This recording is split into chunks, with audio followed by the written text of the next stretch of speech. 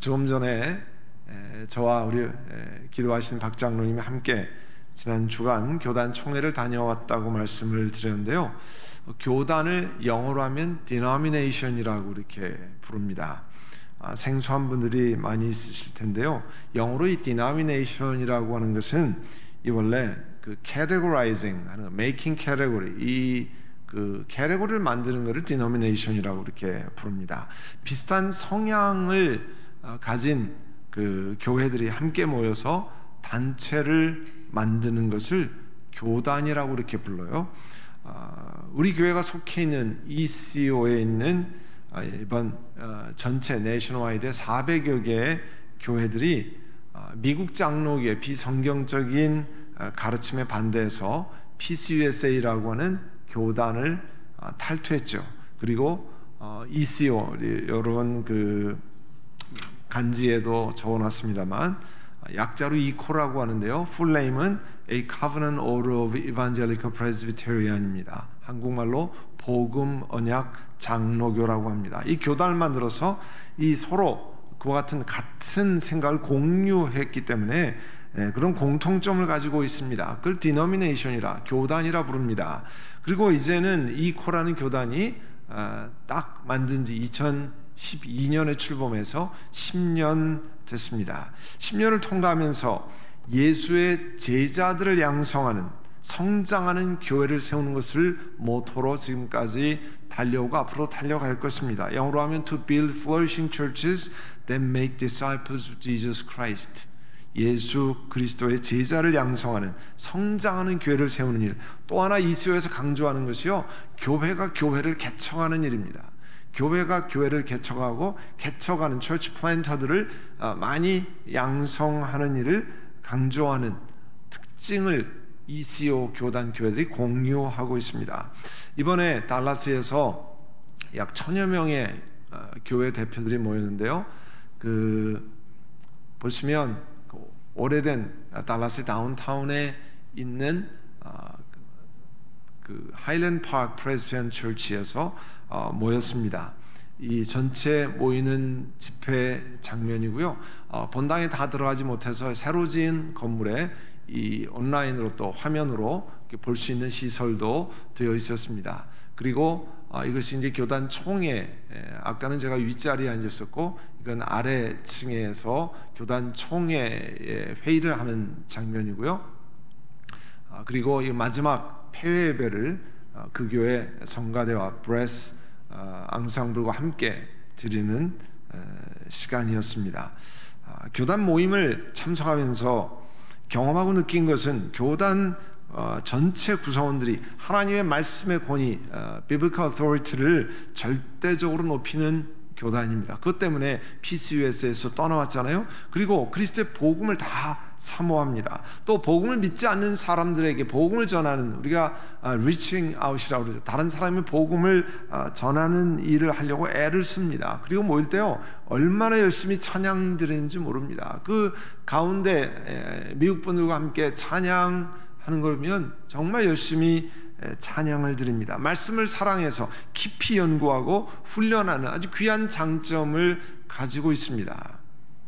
그렇지만 우리 교단도 장로교회거든요. 장로교의 일반적인 특징을 가진 것으로 저는 지난 10년 동안 참석하면서 느낍니다. 뭐냐면 이 기도하는 것이 약하다고 하는 느낌을 받습니다. 전부는 아니지만 대체적으로 교단의 장로교회, 감리교회 이런 교단들이 이 기도하는 일에 좀 약해요. 이와는 다르게 우리 오순절 교단이라고 하는, 미국에는 Assemblies of God, Foursquare Church, 한국으로 하면 순복음교회 이렇게 되는데, 그 교회들은 기도에 정말 열심을 많이 냅니다. 그런데 오늘 우리가 읽은 이 골로새 4장 2절에는요 시작을 그렇게 합니다. 기도에 힘을 쓰십시오. 감사하는 마음으로 기도하면서 깨어 있으십시오. Continue steadfastly in prayer. 기도에 힘을 쓰십시오. Being watchful in it with thanksgiving. 말씀 그대로요, 하나님은 우리 그리스도인들에게 기도에 힘을 쓰라고 권면을 하십니다. 왜냐하면 힘들고 어려운 세상에서 여러분 누구를 의지하고 살아갑니까? 그리스도인들이 어떻게 살아갈 수 있습니까? 하나님께 기도하고 하나님의 능력을 덧입어서 살아가야 되지 않겠습니까? 그래서 이 땅의 고난과 유혹을 이기기 위해서 기도하라 말씀하십니다. 하나님께 사도 바울을 통해서요, 권면하는 일이 뭡니까? 하나님께 기도하라는 말씀입니다. 로마서 8장 30절 우리가 암송하는 구절 있잖아요. 자기 아들을 아끼지 아니하시고 내어주시니가, 우리 모든 사람 위에 내어주시니 어찌 그 아들과 함께 모든 것을 우리에게 주시지 않겠느니가. 예수 그리스도를 내어주셨는데, 자기 아들을 내어주셨는데 다른 것 내어주시지 않겠습니까? 그러니까 기도하라고 말씀하는 거잖아요. 이번 교단 총회 예배 설교자 가운데요, 인도 출신의 목사님 데이빗 싱이라고 하는 목사님이 계셨어요. 제가 그분 소개할 때 제가 관심을 끌었던 것은 이분이 제가 13년 동안 공부하고 목회했던 리치먼드 버지니아 출신이라는 거예요. 리치먼드 버지니아에 제가 갔던 그 교회에서 부교역자를 하고 지금은 개척에서 리치몬드에서 초교파 다민족 교회를 목회하고 있다는 점이 제에게 다가왔습니다. 그분이 설교 중에요, 자신의 간증을 나누었어요. 자신의 딸이 1살 때였습니다. 그런데 그 1살 때 그 아이에게서 이 암을 발견했습니다. 그리고 의사로부터 청천벽력의 이야기를 들었습니다. 한 아이의 생명이 한 6개월 정도 남은 것 같다, 이렇게 얘기를 들었어요. 얼마나 기가 막힌 일입니까?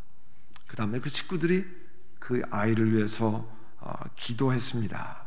그리고 몇 개월 후에 그 의사 선생님이 암이 다 사라졌다고 하는 판정을 내리고 지금 장성해서 결혼해서 아이를 낳았다고 하는 간증을 나누었습니다. 그뿐이 아니었어요. 그 목사님이, 데이빗 싱 목사님이 어느 날 자신의 귀가 안 들렸다는 거예요. 귀가 안 들리기 시작하는데 청력 검사를 하니까 90%의 청력을 잃었어요. 90%의 청력을 잃으면 얼마나 참 황망합니까? 그래서 귀의 청력을 회복을 위해서 계속 기도했는데 어느 날 들리더라는 거예요. 청력이 회복됐습니다. 그러면서 그가 기도했던 내용을 소개했습니다. 이번 총회의 주제가 overflow, 흘러넘친다고 하는 것이 주제였어요. 로마서 15장 13절에 소망을 주신 하나님께서 믿음에서 오는 모든 기쁨과 평화를 여러분에게 충만하게 주셔서 성령의 능력으로 소망이 여러분에게 overflowing, 차고 넘치기를 바랍니다. 여러분 기도할 때 이런 하늘나라에 대한 소망이 차고 넘치게 된다는 거죠. 기도할 때, 끊임없이 기도할 때 우리 영혼 가운데 그런 은혜가 충만하다는 거죠. 지난 1월 우리 금요 특별 집회 때 함께 불렀던 찬양 있죠. 슬픈 마음 있는 자, 몸과 마음 병든 자, 누구든지 부르시오. 예수 이름 부르시오. 그 이름을 믿는 자, 그 이름을 부르는 자, 그가 어떤 사람이든 그는 구원을 얻으리. 예수, 예수, 오 능력의 그 이름 예수. 나 외쳐 부르네, 나 외쳐 부르네. 무슨 뜻입니까? 하나님 앞에 기도하는 것 아니에요. 여러분 기도에, 오늘 본문에 보면 기도에는 힘을 써야 된다고 그랬어요.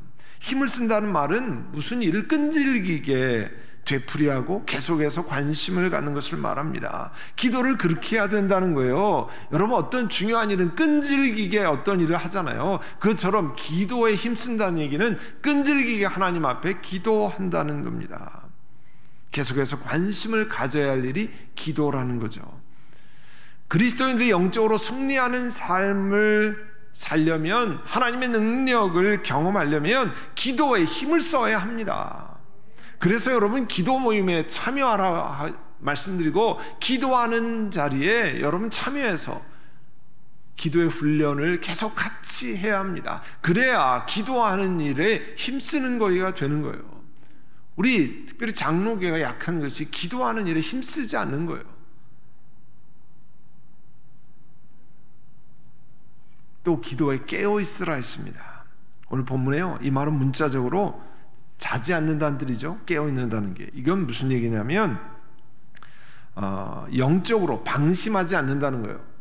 우리가 자동차 운전할 때도 방심하다가 사고 나는 경우가 있고, 이 정도는 내가 다 하지, 뭐 방심하는 것 아니에요? 그러다가 우리 큰 코 다치는 일이 많은 것처럼 기도에도 방심하지 말아야 된다는 겁니다.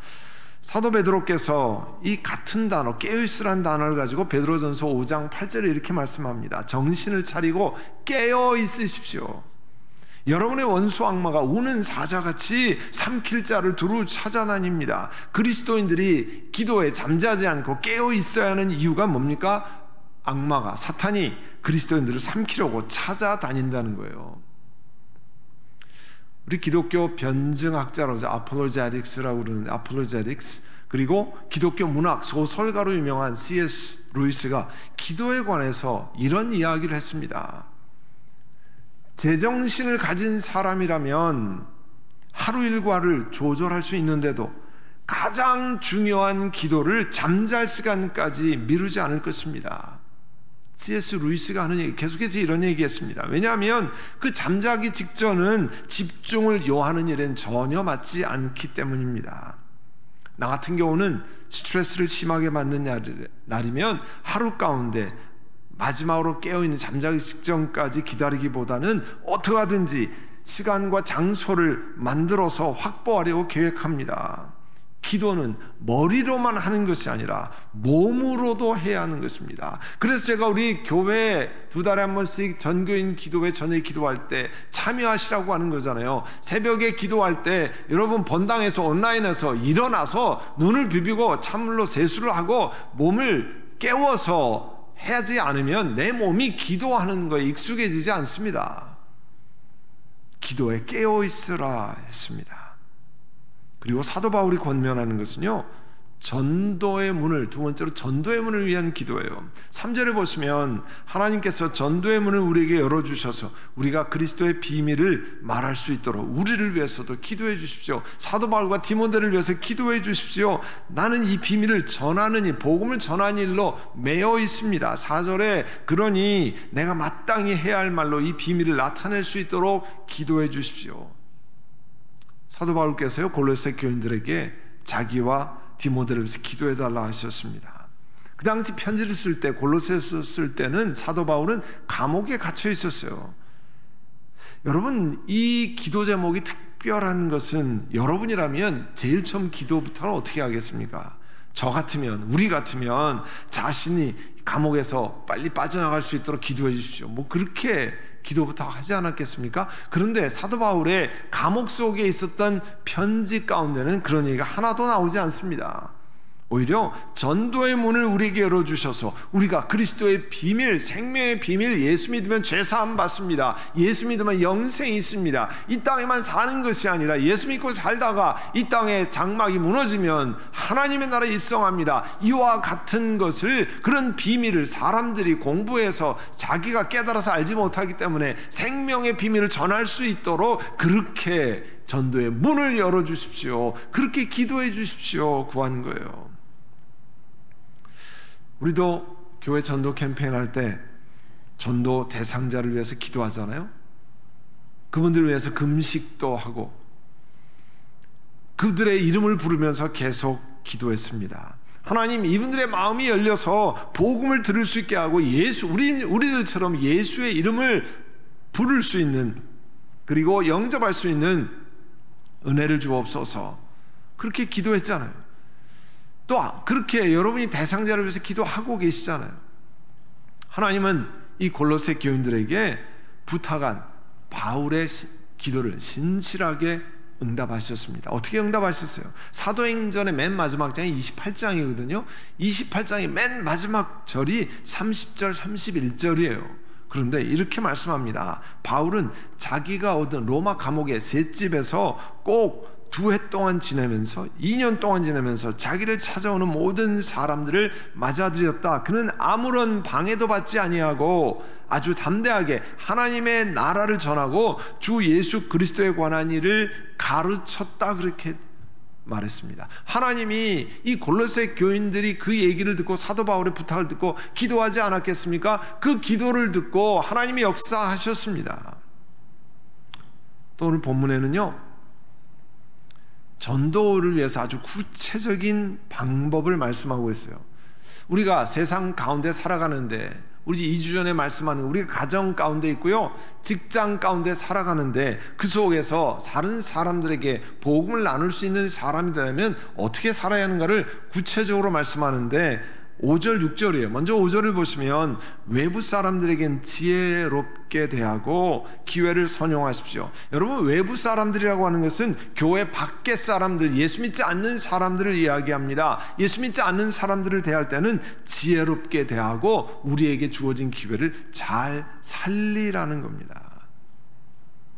그리스도인들이 교회 밖의 사람들에게 복음을 전하고 열매를 많이 맺으려면 그들에게 지혜롭게 대해야 된다는 거예요. 우리가 대하는 사람마다 다 상황이 다르죠. 성격이 다 다릅니다. 어떤 방법이 적합한지, 어떻게 해야 이 사람이 마음이 열릴 수 있는지, 혹은 상처를 받을 수 있지 않은지 대화를 할수록 하나님께 지혜를 구해야 되죠. 왜냐하면 뭐 싫으면 관둬, 그게 아니잖아요. 우리는 이 사람이 예수 믿어서 하나님 앞에 나올 수 있는 길을 얻기 위해서 하나님의 지혜를 구하는 것 아니에요? 그리고 믿지 않는 사람에게 선을 베풀 수 있는 기회, 사랑을 나눌 수 있는 기회, 좋은 관계를 쌓을 수 있는 기회를 얻을 때 이런 기회를 잘 선용하라고 말씀하는 겁니다. 그리고 외부 사람들에게, 그건 우리 같은 교인들에게 똑같이 해당이 되는 말인데요, 6절에 보시면 여러분의 말은, 우리가 말할 때 소금으로 맛을 내서 언제나 은혜가 넘쳐야 합니다. 내가 기분 좋을 때만, 내게 유익할 때만이 아니고요, 그 언제나에다 밑줄을 그어보세요. 언제나 은혜가 넘쳐야 합니다. 여러분은 각 사람에게 어떻게 대답해야 마땅한지를 알아야 합니다. 이 말을, 우리들의 말을 소금으로 맛을 낸다라고 하는 것을 이해하려면 우리가 소금에, 그 옛날이나 지금이나 마찬가지지만 소금의 두 가지 효용을 우리가 기억해야 되죠. 소금을 제일 먼저 생각나는 것이 방부제로 사용하는 거잖아요. 소금으로 절여서 썩지 않게 만드는 것. 또 하나는 소금은 음식의 맛을 내게 하는 역할을 하는 거죠. 음식에 소금이 적당량 들어가지 않으면 아무리 훌륭한 요리사라도 맛을 제대로 낼 수 없습니다. 그래서 빵을 만들 때도 소금을 집어넣고, 또 소금을 커피에다도 넣고, 아이스크림에다도 소금을 해서 sea salt coffee, sea salt ice cream, 무슨 아이스크림에 커피, 이 소금이냐 하지만 그걸 하면 더 맛이 난다는 거잖아요. 소금이 그렇게 음식의 맛을 내는 것처럼 이 말씀은요, 교회 밖에 예수 믿지 않는 사람들에게, 혹은 우리 인사이드에 예수 믿는 사람들에게 말을 할 때 말에 맛을 내라는 겁니다. 언제나 은혜가 넘치도록 만들어야 함을 권면하고 있습니다. 다른 사람에게 위로와 격려와 칭찬을 들으면 여러분 마음이 어떻습니까? 위로와 격려와 칭찬을 들으면 모두 마음이 따뜻해집니다. 다른 사람의 위로와 격려와 칭찬을 들으면 더 열심히 하고 싶은 마음이 생겨나고요, 힘이 납니다. 그렇죠? 대답을 좀 해보세요.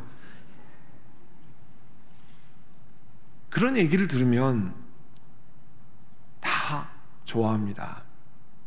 근데 여러분 그거 아세요? 남편들이 아내 칭찬을 학수고대, 학이 목을 빼고 그렇게 기다리지 학수고대한다는 사실을 아시는지요? 아내들이 하루 종일 집안일에 씨름하고 지친 마음에, 혹은 아이들과 함께 아이들 치닥거리하고 너무 힘들 때 남편이 또 일하고 돌아와서 수고했다고 다정한 격려의 말 한마디로 그 마음이 다 풀리고, 그 격려의 말 한마디를 목말라 한다는 사실을 아시는지요? 우리가 많이 들었던 이 켄 블랜차드라는 분이 있는데, 켄 블랜차드는 원래 경영학자입니다. 경영, 리더십을 강의하는 경영 컨설턴트인데, 그분이 쓴 책이 유명하잖아요. 칭찬은 고래도 춤추게 한다. 그 영어 제목을 기가 막히게 사실은 번역을 했기 때문에 이게 한국 사람에게 유명해졌는데요. 그게 원래 영어 제목은 well done입니다. 우리가 뭘 잘했다를 well done 하잖아요. You did good job 혹은 well done 뭐 이렇게 하는데 whale 고래가 그 제목이 well done인데 그거를 칭찬은 고래도 춤추게 한다. 근데 이 부제가 어떻게 붙어 있냐면 the power positive relationship 긍정적인 관계의 능력이라고 하는 부제가 붙어 있어요. 원래 여기는 얘기가 어떻게 진행이 되냐면 시월드 우리 샌디에고에 있잖아요. 시월드에 있는 이 킬러 웨일 보통 뭐 범고래라 부르죠. 그 3톤이 넘는 엄청나게 큰 고래가 어떻게 관중들 앞에서 3m 너미로 물 밖으로 뛰어올라서 점프하고 들어가냐는 거예요.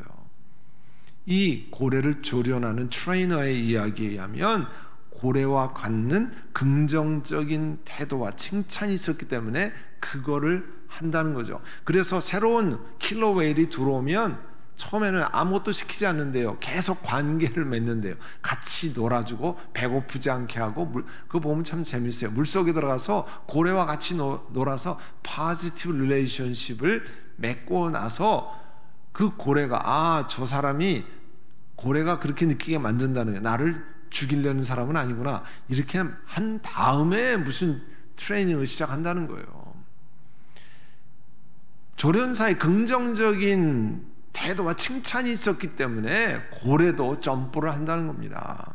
이 켄 블랜차드 책에서 칭찬의 10가지 원칙을 들어서 구체적인 방법을 설명합니다. 우리가 참고해야 할 것이 있기 때문에 좀 소개합니다. 첫 번째, 칭찬할 일이 생길 때 즉시 칭찬하라는 거예요. 또 잘한 점을 구체적으로 칭찬하라는 겁니다. 세 번째, 가능한 한 공개적으로 칭찬하라는 거죠. 참 잘했습니다. You did a great job. 이렇게 칭찬하라는 거죠. 또 결과보다는 과정을 칭찬해야 된다는 거죠. 결과는 나쁠 수 있지만 과정의 인텐션이 그 마음 자세가 중요하다는 거 아니에요? 설거지하다가 비싼 그릇을 깬 아이들, 남편을 어떻게 해야 됩니까? 네? 내가 그래 뭐라고 그랬어? 그런 거 깨트릴 바면 하지 마. 뭐 이런 얘기 하면은 그다음부터 절대 안 하죠. 네? 그 마음은 도와주기 위해서, 엄마를 도와주기 위해서, 아내를 도와주기 위해서 하다가 서툴러서 비싼 그릇을 깼어도 그 마음을 칭찬하라는 거죠. 그리고 사랑하는 사람을 대하듯 칭찬하라는 겁니다. 그리고 거짓 없이 진실한 마음으로 칭찬하고요. 사실 긍정적인 눈으로 보면 칭찬할 일이 보인다는 겁니다. 또 일이 잘 풀리지 않을 때 더욱 격려를 하는 거죠. 제가 기대하는 것보다 훨씬 낫습니다. You did much more than I expected. 내가 기대한 것보다 훨씬 잘했네요. 그럼 얼마나 힘이 나겠어요? 지금 못해서 주눅이 들어있는데 또 잘못한 일이 생기면 관심을 다른 방향으로 유도해서 거기서 노연하게 하고, 그리고 가끔은 자기도 그래도 나도 열심히 했구나, 뭐 그런 때가 필요하잖아요. 자긍심이 필요할 때가 있잖아요. 용기가 필요할 때가 있잖아요. 아무도 칭찬해 줄 때, 그러면 가끔 나라도 내 자신을 칭찬해. 물론 교만하게 하자는 건 아니죠. 그러나 칭찬을 그렇게 하라는 겁니다. 그리고 오늘 6절의 하반절에 보면 여러분은 각 사람에게 어떻게 대답해야 마땅한지를 알아야 합니다. 말의 맛을 내고 그 다음에 어떻게 칭찬해야 되는지를 알아야 된다는 거죠. 캐롤 메이홀이라고 하는 분이 책을 썼는데요. 덕이 되는 말, 해가 되는 말, 그런 책을 썼습니다. 참된 격려자가 되기 위해서 자기가 개인적으로 이렇게 기도했다는 겁니다. 어떻게 기도했냐면요, 다른 사람들을 격려해 줄 수 있는 창의적인 아이디어를 달라고 하나님께 기도했대요. 구체적으로 다른 사람을 격려하기 위해서, 하나님 내게 이 창의적인 아이디어를 주셔서 다른 사람을 잘 격려하게 해주십시오. 그리고 몇 주간 동안을 날마다 그날 격려가 필요한 사람들을 내 마음에 떠올리게 해달라고 기도했다는 겁니다. 참 구체적으로 기도했잖아요. 하나님, 내가 어떻게 하면 다른 사람들을 격려할 수 있습니까? 내 마음에 격려가 필요한 사람을 떠올리게 해주십시오. 그래서 하나님께서 자신의 마음에 떠오르게 해주신 여러 사람들에게 가서 격려를 구체적으로 했다는 겁니다. 그리고 그 메이홀 여사가 뭘 도전하냐면 우리들에게 이렇게 얘기해요. 격려의 말을 습관하는 것에 대해서 기도하고 계십니까? 아니, 나는 본래 잘 그런 낯간지러워서 그런 얘기 못해요. 뭐 이렇게 얘기하지 말고, 격려하는 말은 정말 귀한 얘기잖아요. 여러분도 우리도 격려를 받으면 기쁘고 좋잖아요. 힘이 나잖아요. 그러니까 다른 사람에게 격려의 말을 습관화하도록 하나님 도와주십시오. 기도하라는 겁니다. 당신이 우리들이 진정으로 격려의 사람이 되기를 원한다면 하나님께서 우리에게 능력과 아이디어를 주셔서 위로할 줄 아는 사람, 격려할 줄 아는 사람으로 만들어 주실 거라는 거예요. 다른 건 기도하면서 하나님, 내가 다른 사람을 격려하겠습니다. 위로하겠습니다. 다른 사람들을 세우겠습니다. 그런 사람 되도록 기도하라는 겁니다. 그러면 하나님이 그 기도에 응답하신다는 겁니다. 아멘.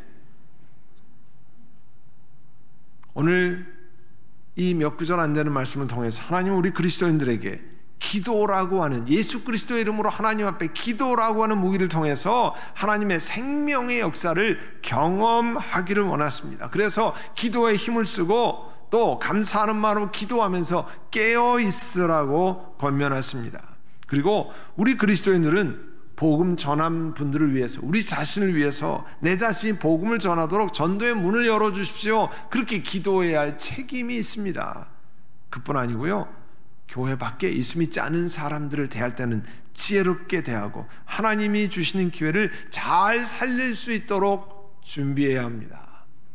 그리고 마지막으로 세상 속에 살아가는 우리는 기도하면서 하나님, 칭찬, 격려, 위로의 말을 할 수 있는 사람이 되게 해주옵소서. 그리고 그 말을 해야 할 대상들을 찾게 도와주옵소서. 그리고 그 삶에 그와 같은 것을 습관할 수 있도록 도와주옵소서. 그래서 하나님이 우리를 그런 사람으로 변화시키고, 우리가 있는 가정, 우리가 있는 직장에서 다른 사람이 우리를 보고 예수 그리스도 앞에 나올 수 있는 그런 기회를 만들으라고 하는 것이 오늘 이 사도 바울이 골로새서 4장 2절에 6절을 통해 주시는 말씀입니다.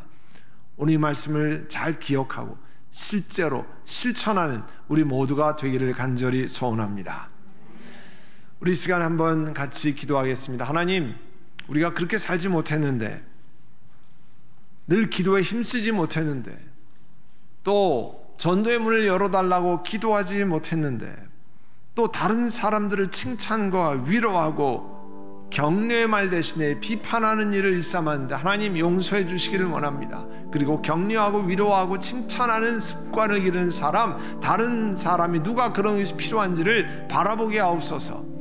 이 시간 우리 함께 하나님 앞에 통성으로 같이 기도하겠습니다.